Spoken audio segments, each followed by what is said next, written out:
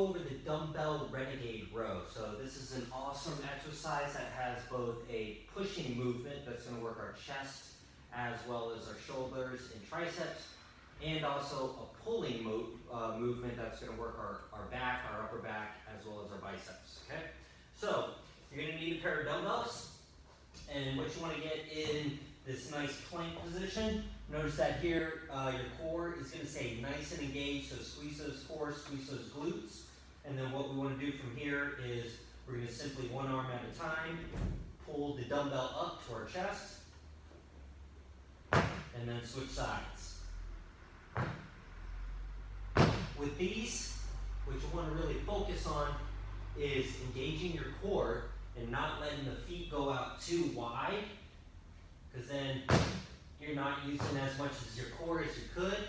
And then also, we want to maintain that nice straight line position from our shoulders all the way to our legs, like this, rather than getting into this sort of position or this position.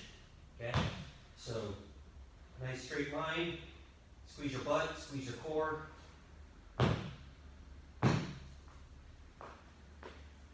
And that right there is the Dumbbell Renegade row.